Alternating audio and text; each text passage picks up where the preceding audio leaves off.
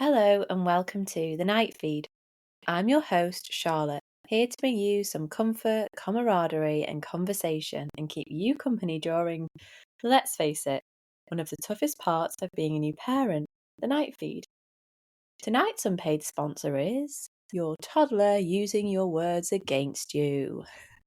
Just lately, we've been doing this thing with the girls who, for new listeners, are 2 and 4. And when we're getting them to bed, we just go, who's going to be the winner to get to bed? And then we make it into a race. But the last few nights, it's been causing a bit of an argument because the person who doesn't get into bed first gets very, very triggered by this and angry and starts to cry. So the other night, Jason said, right, who's going to be the winner to bed? And I said, no, we're not doing that anymore. I don't like this winning game. It causes too much drama. We're not doing that anymore. Let's just get into bed peacefully. When you've had a long day and you just want peace. So yeah, we did that. And then a few days later, I said to the girls, right, who's going to be the winner to the playroom? And my eldest turned to me and said, Mummy, I thought you didn't like the winner game anymore. I thought you said it causes too much drama. I was slam dunked. Oh my goodness, I had the worst dream last night. One of those when your worst nightmare happens, and even just thinking about it now makes me really upset. And it's one of those ones that hasn't disappeared. I was hoping it would. Sometimes you have those dreams and you're like, oh, I had a really strange dream last night, but I can't remember what it was. I can remember it vividly, this one, and it was horrible. I'm not going to tell you what happened, but yeah, your worst nightmare. And I woke up at about 3 a.m. feeling the most grateful I've ever felt in my life that it wasn't real. Nightmares you wake up from and you're like, oh my God, I love my life. Because it was so bad. And it was so bad that when I woke up feeling all relieved, my youngest was in bed next to me. And I squoze her and hugged her so tight that it woke her because I was just so happy that everything was okay. And there we were on a little 3 a.m. visit to the bathroom together, chatting away. And I wasn't bothered one bit that we were both awake, wide awake, chatting and together because I was just so happy that the nightmare wasn't real. I thought I'd start a new segment of the podcast called Confessions of a New Mum. And this is where I thought I would share anonymous confessions from you listeners or social media that just go to show being a new mum can send you into the realms of madness. I came up with this because I found a post on TikTok, which was something along the lines of, tell me the most unhinged things you've done to get your baby or toddler to sleep. And the comments didn't disappoint. And I thought, this is ideal for you guys, as we've all been there, unless you have a perfect sleeper. I mean, do they even exist? I don't know. But when we're trying to get them to sleep and it's the end of a long day and they're not going to sleep, you do start searching for tips, old wives' tales, and forums for sleep advice. And yeah, some things that get thrown out there are bizarre, like the egg in a sock I spoke about a few weeks ago. Mine, for example, my thing I used to do to get the girls to sleep, which isn't that unhinged, but I would sing this lullaby that my nan and my mum used to sing to me when I was a baby. And I would sing it over and over and over and over on repeat. And I would start to slow it down so it kind of mimicked sleep. And I thought, I don't know if it worked. It took me a long time. It seemed to work. And I think once you've got that in your head that works, you won't deviate. But anyway, I was having one of those nights the other night where they were just too revved up, where they didn't want to sleep. And so I thought, I know, I'll pull out the old lullaby again. I've not sang it for, ages. And they were both laying in their beds. I said, I'm going to sing you a nice song now. You used to like this when you were babies. So I started singing the lullaby. And I was singing it over and over. And I thought, this is working. I started to go into slow down mode. I thought, they're asleep. They're going to sleep. And the breathing changes a little bit. And you can hear it getting heavier. I thought, this is working. And then, out of the darkness, my 4-year-old shouts, "Mama, stop!" I said, "Is everything all right?" She said, "Yes. I just thought you were going to sing that forever and ever then." So maybe it worked when they were babies before they could speak and give me a damning review. I don't know.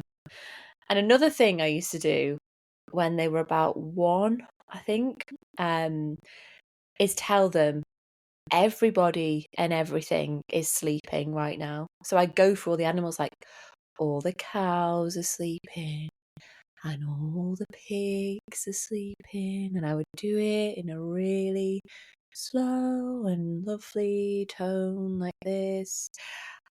And sometimes it would take a long time, to the point where I got down to like insects. I couldn't think of any more animals. I was like, all the locusts are sleeping and all the ants are sleeping. And I was like, give me some other animals and objects I can talk about. My head was just going blank. So then I moved on to cars and streetlights, but we move, and it did seem to work. So I thought, let's dive into the comments on this post. Here we go. So the original poster has put, "Tell me the most unhinged things you've done to get your baby to sleep. I'm not talking using a sound machine or sleep train. More like wrapped Nicki Minaj every night." Okay, so here we go. Let's have a look. "I sing Tiptoe Through the Tulips." "I imitated a didgeridoo for half an hour because he screamed like a banshee when I stopped." "In the trenches with a newborn and a toddler during COVID. My baby wouldn't stay asleep unless my hand was on her back. I filled a rubber glove with raw ice, tied it, and put it on her back. She had a 3-hour nap." Now that's smart. That's smart. Let's have a look. "Hairdryer. I once left it on for hours until I realised I could YouTube the sound." My goodness, leaving a hairdryer on for hours, I'd worry about the fire safety around that. So yeah, definitely YouTube. "I sang him to sleep as a newborn. Only problem was I was so sleep deprived I could only think of one song, so I sang him Take Me to Church by Hosier." Very dramatic. Oh my goodness. "The only song that soothed my son from newborn to 2 was WAP by Nicki Minaj. If you know, you know. And he could tell the difference when it was the clean version." Okay. Wow. "My son would only go to sleep listening to Biggie Smalls' Juicy. As soon as Biggie said, 'F all you hoes and grip a mother F,' he was locked in. Oh my lord." um, when my son was a baby, I had to repeatedly kiss his forehead without stopping until he fell asleep, sometimes 20 plus minutes. Have you ever had lip cramp?" Oh, that's really sweet, but 20 minutes, wow. "My 14-month-old won't sleep unless EastEnders is on. I put it on the old episodes and let it play all night. If it stops, she'll wake." Oh my goodness, that sounds like torture to me. That sounds like absolute torture. Sorry to any EastEnders fans. Sang on repeat the Soft Kitty song from Big Bang Theory. Sat on a bus for 3 hours because he was sleeping. Oh wow, you just go to the next town. Oh, my kids. What? "My kid likes to watch a horror movie before bed. If he doesn't, he won't sleep." Okay, that's the most unhinged one. We've reached the most unhinged comment, guys. Watch a horror movie. Oh my lord. Because if he doesn't, he won't sleep. That must be a joke. I couldn't. I mean, I'm an adult and I can't watch horror movies. I mean, what child is watching a horror movie and then going to sleep? I protect my kids from The Witch and the Wizard of Oz, let alone a horror story. "When my son was 6 weeks old, I was desperately trying to get him to nap. I tried to trick him into thinking it was nighttime by changing into my pajamas in hopes he would sleep. Didn't work." Yeah, they're too smart for that. Next one, Bridgerton. "Yes, my 5-month-old daughter sits and watches an episode with me every night till she falls asleep. I can't put anything else on. She would cry. I think it's the dresses. I don't know." Some people are just here for the comments because they want some advice. Swung my whole body in a wild twist with a wide foot stance like an 80s workout video while breastfeeding because it was the only way to get her to sleep. I mean, that's some skill while breastfeeding. Gosh. I sing the times tables every night for over 5 years, sometimes 4 times a night. It takes 12 minutes. I'm so sick of the times tables. That's pretty good. That's multitasking. That's singing and teaching. I like it. Yeah, love some of those. I mean, the horror movie one, I'm not sure about that. And I'm not sure about leaving a hairdryer on for hours either. But yeah, definitely slightly unhinged. If you have any tales like this, please do email me, thenightfeed at podcast@gmail.com. No matter how short or long your email, I'll always reply. I love hearing from listeners. So if you have any tips, tricks, or unhinged confessions that you would like to send in for my Confessions of a New Mum segment, please do. Okay, on to the emails. First one. Hello, Charlotte. I'm currently 33 weeks pregnant, so very similar to you. Over the last 2 weeks, I've had a wave of debilitating tiredness wash over me, and I have a 2-year-old to chase after as well. I wondered, what do you do when you're feeling wiped?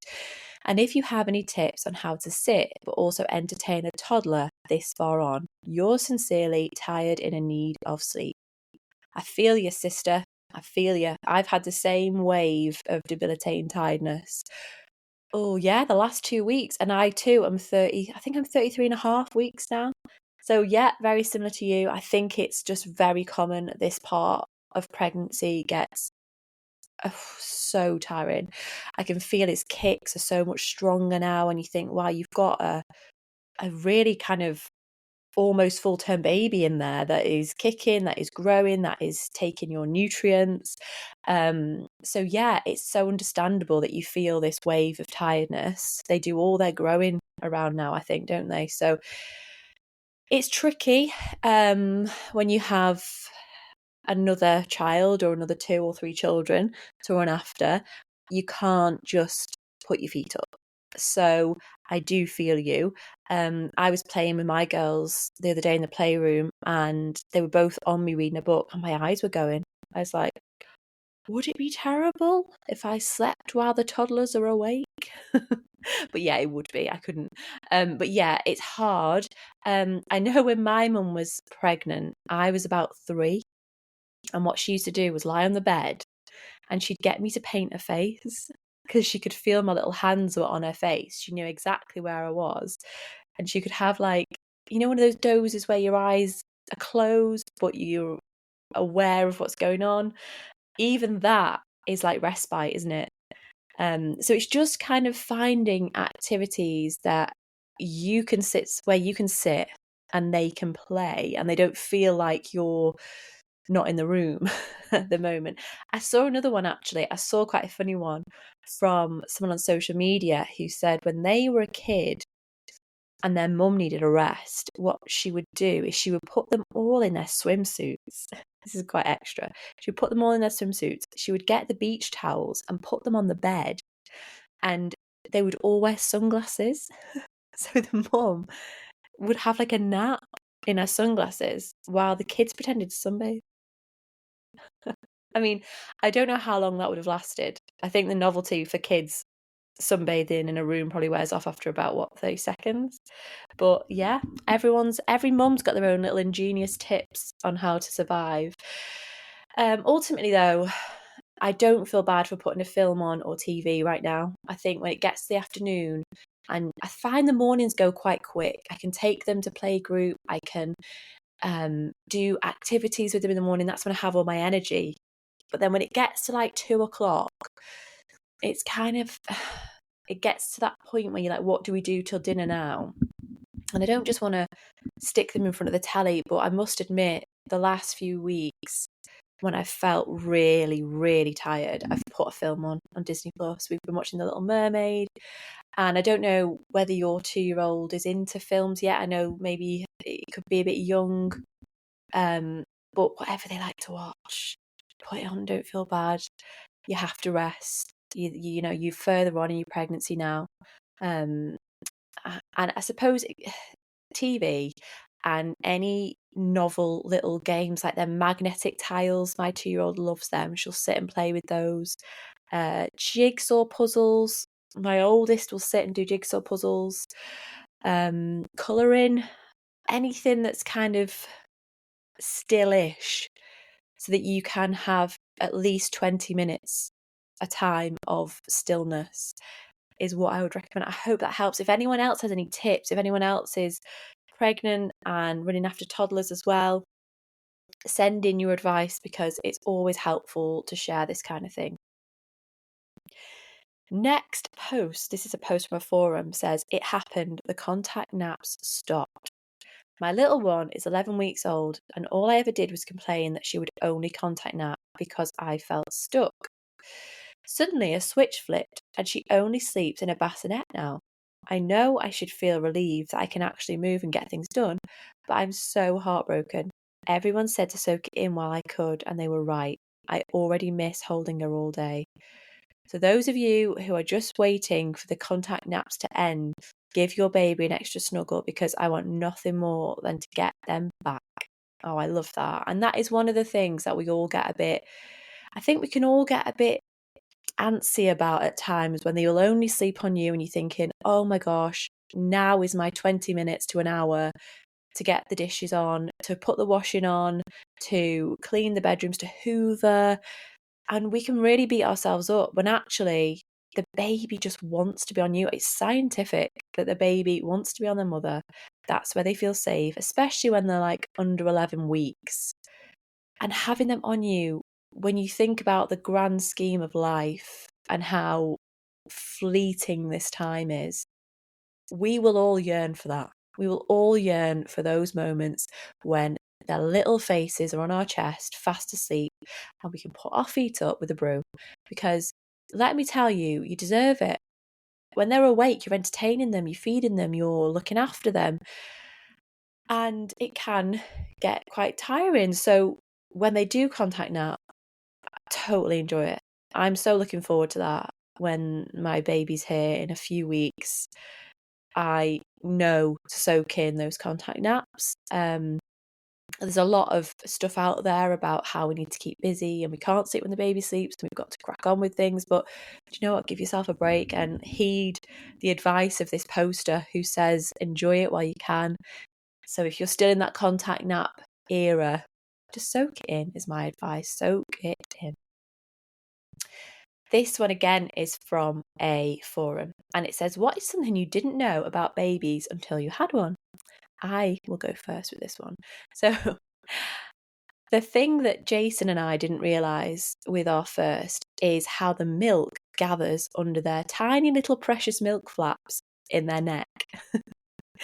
I remember having this like sour milk smell that we just couldn't figure out where it was coming from.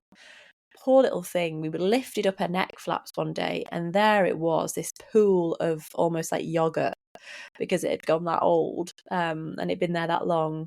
And we wiped it up, and she had, her little skin was all red, and I just felt like a terrible, terrible mother. But I never realised that's what happened. And I remember it was the day the health visitor was coming. I thought, oh, she's going to think I'm a terrible mother, and she just laughed it off. She said, oh, it happens to so many people. It's, you forget that it gathers there. She had a bit of clean it off, and then a bit of Panthen, that miracle nappy cream, and it was gone within 24 hours, the redness. But ever since, we've been so meticulous under those neck flaps. So if you are pregnant and that's not something you know about, milk really does gather. And the first comment actually on this forum post is, I didn't know their necks could disappear in a fat and need deep cleaning. And that is the truth. Next one is, I didn't know that babies don't know how to put themselves to sleep, cry face. Yeah, that's an obvious one that we all we all find out. I had no idea that babies are such loud sleepers. Yeah, same. They can laugh in their sleep. First time I heard our eldest do this over the baby camera, I thought I was going to have to summon a priest because it scared me. The toe lint. Ours gets so much and we don't understand. Yeah, or that little fluff they get from their clothes and between their toes. I don't know where that comes from either. It's bizarre. How sticky their bogies are. I swear those things are the same texture as rubber cement. And finally, that once you think they are getting it, they change. Yeah, here, always. And it's always sleep, isn't it? Once you tell people, and hear me out on this, that your baby is sleeping really well, it changes. I remember I've done it several times. I think my nan's asked, how is she sleeping? I'm like, do you know what? Nan? We had a whole week last week of sleeping through. And then that night, 3 wake-ups. And that's happened several times. I'm like, how is that possible? That's not even a coincidence. So never brag about sleep because it will change. Next tonight is what's trending. And this is another Unhinged Things post because it's trending on TikTok at the moment. I don't know if it's just my algorithm, but there's so many posts about tell me the most unhinged thing you've done in this scenario. So this one is sleep deprived / touched out mums. What's the most unhinged thing you've done after a long day? I'll go first. So she says, my perfectly healthy, thriving fiddle leaf plant was bending the wrong way and it touched my arm, so I ripped it out of the pot. R.I.P. And there's a picture of this lovely healthy plant in a wheelie bin. Let's have a look. First comment. Had a fight with my husband and thought he'd left the house. Went outside to check the mail and locked myself out. Terrified that my baby was alone inside, I smashed a window to get in and saw my husband inside holding the baby in disbelief. Oh my God. That is actually brilliant. Next one says, I was too tired to do the dishes, so I put them all in the bin, including the pots. Wow. I cut the sleeves of my dressing gown because I couldn't handle how they were flapping around my wrists. These are making me feel sane. Fell asleep sitting at the table during dinner mid-conversation with food in my mouth. We had friends over. Husband had to carry me to bed. The friends did all my housework and washing. Oh, that's quite a nice one. Oh my God, finally got the baby to sleep in my arms after 3 long hours. Couldn't risk waking her, so I just peed myself. Oh my gosh.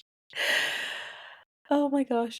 I woke up in a panic trying to find my newborn baby. I was extremely upset and freaking out because I couldn't find her anywhere. I was still pregnant. Sat for an hour in a pitch black living room. No lights or sound. My husband came in and asked what the F I was doing.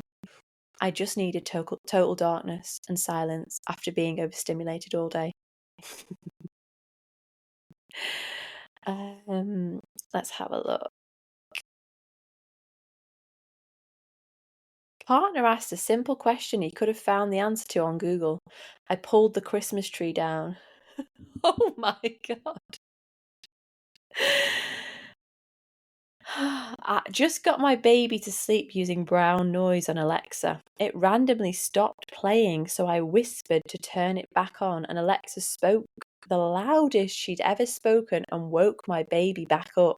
I picked up Alexa and threw her out the room, where she hit the bathroom door and bounced into the toilet. Rest in peace, Alexa. Do you know what? That is the kind of thing I probably would have done in that situation. Just got your baby to sleep and Alexa pipes up. Yeah, she had it coming. In recovery, the day after my second was born, the nurse picked him up from his bassinet and his hat fell off. I cried hysterically because I thought his head had fell off. Oh my gosh.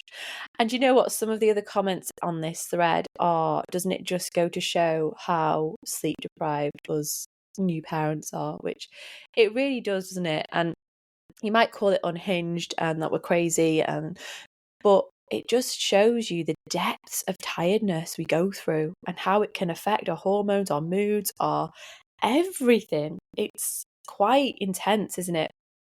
And yes, it's all right to laugh and be like, oh, you can laugh after the fact. But when you're mid-meltdown, it is really, really hard, isn't it? And I think it's just remembering that even though they're called unhinged, we've all been there and it's not unusual to feel like that.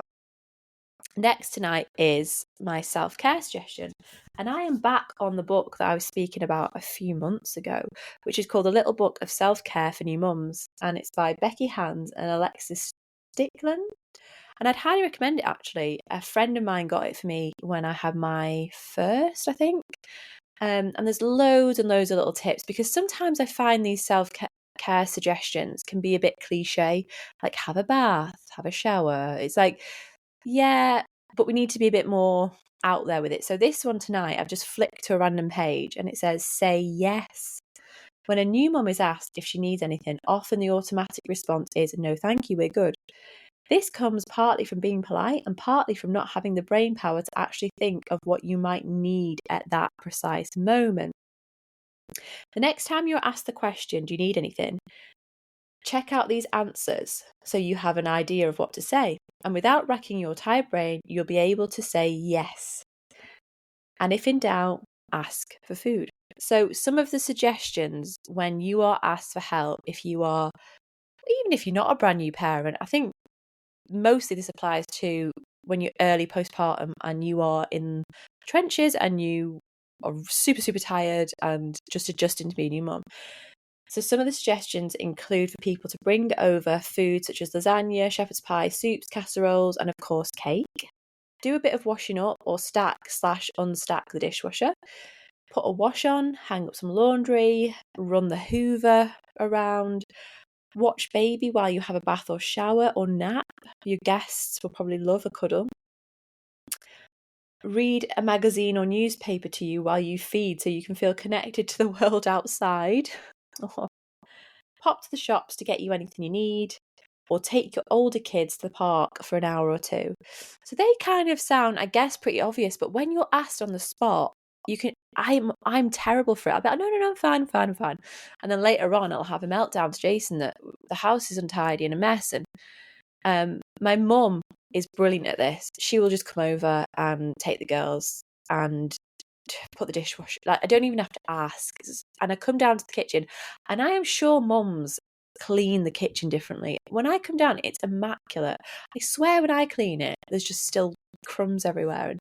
But yeah, my mum is really good, so I know how it feels to have someone just come and do that. But if you don't, and you have people around you, like good friends or people that would come over, they would not mind if you said, is there any way you could just flick that washing machine on for me? Or is there any way you could just nip to the corner shop and pick up some milk because I've run out? I don't think any good friend or relative would snarl at that. I think they want to help. They just don't know how. I think before I was a mum, it's easy to not really know what they need help with. So you'll just go and cuddle the baby. And it's like, well, the mum actually needs the cuddle. The mum needs the help. And I remember a friend of mine came over, and without even asking, she went to the dishwasher. And I remember thinking at the time, gosh, that's so lovely of her. That's so nice that she's just gone and done that. And all the while I was like, no, stop, you don't have to do that. But really, I should have just been like, yeah, thanks. That's really, really helpful. So the self-care suggestion tonight is say yes. Always just say yes. If someone offers, they're not doing it because you're going to put them out. They're doing it because they want to help. So have a think about anything that you need doing. And if you have guests coming over or people coming round, ask them to pick some milk up on the way. Ask them to help out a little bit, or even just hold a baby while you go and put your feet up. Anything like that. And I think it will make you feel better, particularly if you're in those early weeks when everything's just a haze and it's so blurry. Finally, to finish on a quote I wrote. Tonight we cried together, Mama. It was 3:45 a.m. and you were beyond exhausted. As you rocked me, tears streamed down your cheeks. I clung to your pyjama top, my safe space. We're 3 weeks into this journey together, and I've never felt more content knowing you. Seeing your face, your features, after only knowing your voice and heartbeat for 9 months. When you cry and get frustrated, I know it's because this is all so new and overwhelming. It is to me too, Mama. I hear you beat yourself up about the mess in the kitchen, the laundry pile that grows every day, the hair you've not washed and the pyjamas you've not changed, but none of this matters to me. This is our season to be messy, to be tired, to be sad at times, but also it's the season you'll look back on and yearn to be in again. It's not all smooth, for our time spent together in the depths of the night now will one day be a hazy blur full of love. Thank you for listening tonight and being here.